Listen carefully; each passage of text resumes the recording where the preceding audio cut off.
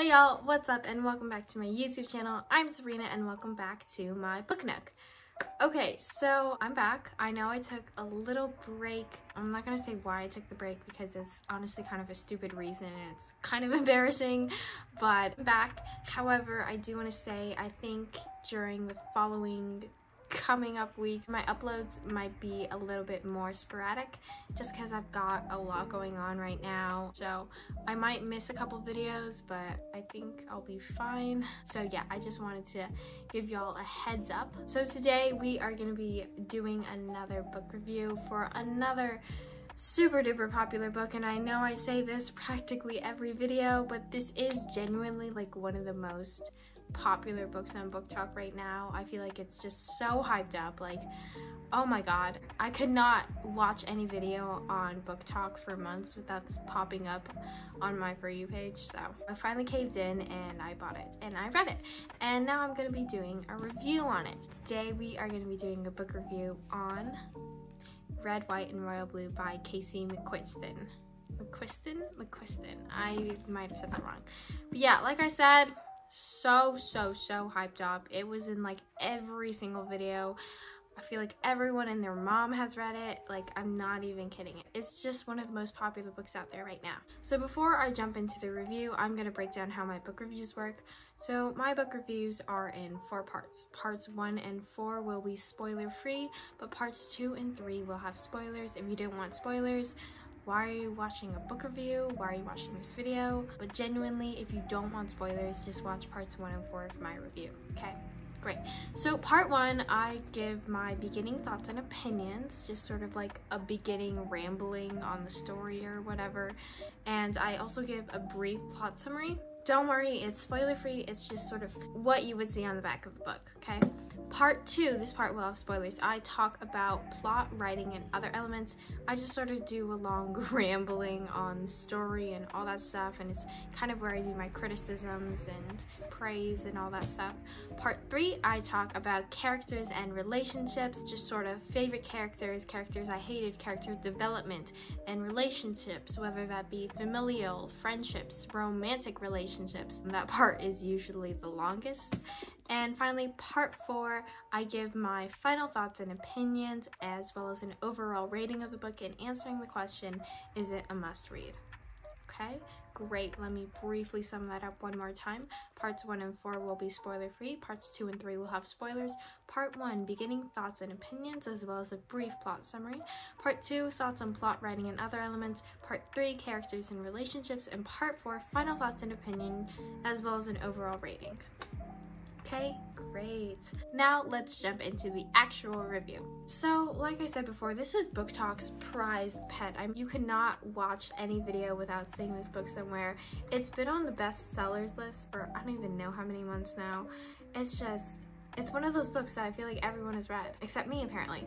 Except now I finally read it, so I'm gonna be doing a review on it. And honestly, I can see why this is everyone's like comfort book. It's cute, it's sweet, it's lovable, characters are likable, the story isn't too intense. It's honestly just like your regular romance book.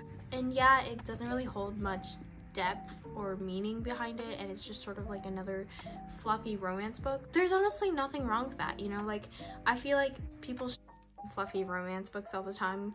Like, there's no harm in reading them for comfort. Like, sometimes you just need a sweet romance story. This plot of this book just sort of hits the mark on all of Book Talk's favorite tropes: enemies to lovers, fake relationship, mutual pining, and secret relationships. So just hits the mark on all of them. But essentially, the book follows Alex, the first son, aka the president of the US's son, as he enters a secret relationship with Prince Henry of England.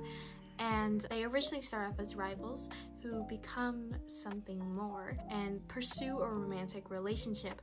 However, it is secret, and the story just sort of follows their relationship as well as some political subplots and sweet friendships. So let's move on to part 2, thoughts on plot, writing, and other elements. Like I said, honestly, the writing is super easy to read, and this is actually one of the most like modern books I've read, I guess, because a lot of the books I read aren't like contemporary or modern, or because this book has like social media aspects, like it talks about Instagram, it talks about Twitter. I don't read a lot of like modern books, so I have to say it was definitely refreshing and very cool to see, you know, like a modern language used in a book, because a lot of the books I read are like 2010s YA fantasy books. However, like I said, book honestly does not hold that much depth, and it's a little bit forgettable. Like, it's just another sweet romance story, so it's not like life-changing or impacting. It's just sort of one of those books that you read to take your mind off something, or if you need comfort. It's a comfort book. And I think I might be a little too hard on this book simply because I read this after I read The Secret History by Donna Tartt, so the two were just very different. Like, they contrasted so much, and after reading such an intense book like The Secret History and then reading like a fluff book like this, it causes me to be a little bit harder on this book. But I genuinely still think it was like a sweet, cute romance book. There were some cringy parts because it is like modern, and you know, they try to be relatable and cool, but it just comes off a little bit cringy. Another criticism I had of this book was that I kind of wish there was more like build up in Henry and Alex's relationship. They get together like pretty early in the book, I guess. At least early for my standards. Early for my standards, because they went from like rivals to lovers really quickly, and I was like, okay, wait, can we, you know, just space that out a little bit more? Also, I did not realize there was going to be smut in this book. Nobody told me that.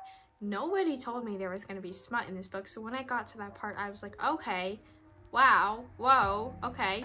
You know, it's not graphic, but it's still a little bit jarring. Nonetheless, I still think this was like an overall super cute, super fluffy, sweet little book with super easy writing. Like, it's really easy to process, really easy to read. I read this in only like a couple hours. Like, that's how easy it was. And you know, just because it's easy doesn't mean it's like automatically bad. It's good. Like, it's good. And for the people who said it read like fan fiction, I can see where you're coming from, but at the same time, not really. Just because the book is like more modern or contemporary and it uses like modern references doesn't automatically make it like a fan fiction. And I honestly think the writing was still good. So okay, so let's move on to part 3. Characters and relationships. So first, let's talk about Alex. I think Alex is hilarious, and I love it whenever characters are oblivious to someone else pining for them. So I love that trope in this book. That's upside down. When Henry kissed him for the first time and he was like, oh my god, I don't know what's going on, but I like it. I thought that was hilarious, and it's one of my favorite scenes in the book. And I also loved Alex's other relationships with people in this book. Like, they're all healthy relationships. More or less. Him and June's relationship, they're such a cute brother and sister relationship. Him and Nora, a good healthy relationship as well. I also do love him being a POC and being mixed. I think it's very important for more books to start including people of color as main characters. So it made me really happy to see that Alex was, you know, half Mexican in the book. So now let's talk about Henry. I loved Henry as well. I mean, I think he's just like the coolest. However, he reminds me of Maxon from The Selection, and the only reason he reminds me of Maxon from The Selection is because they're both blonde, white, and princes. So other than that, I don't really think they have any like similarities. I just think they're the same person. Yeah, I loved Henry and Alex's relationship. I think their romance was so cute. No, it was predictable. This book overall was predictable, but I mean, it's like a good kind of predictable. Like, you know there's gonna be happy endings, so you're not really worried about it. When they fought, I was like, okay, well, they're gonna work it out in the end, obviously, and they did. So okay, so let's move on to part 4. Final thoughts and opinions, as well as an overall rating. So like I've said several times, overall it's a cute, sweet, fluffy romance book that you sort of read for comfort. I can already tell this is gonna be one of my new comfort romance books. Like, one of those books that you read when you've had a bad day, or when you're getting on the airplane and you have a long car ride or something.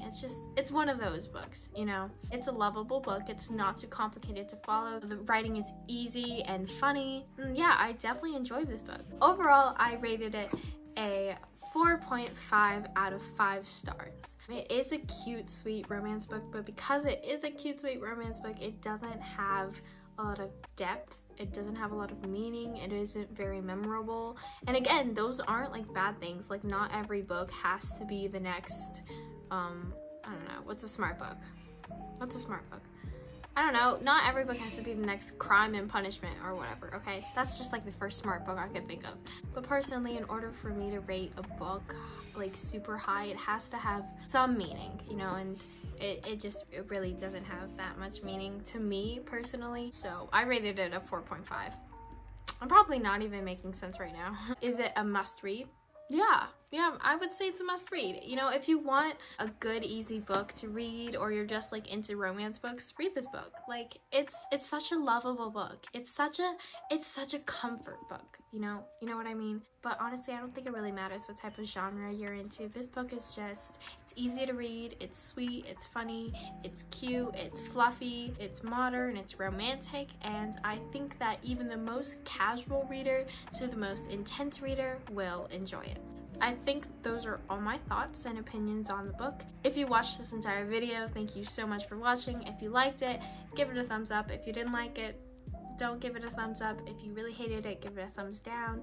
And again, in the coming weeks, my uploading schedule might be a bit more sporadic just because I've got a lot of things going on right now. So if I miss a couple uploads, sorry about that. I'm apologizing in advance. Again, thank you so much for watching, and I'll see you all next time. Bye!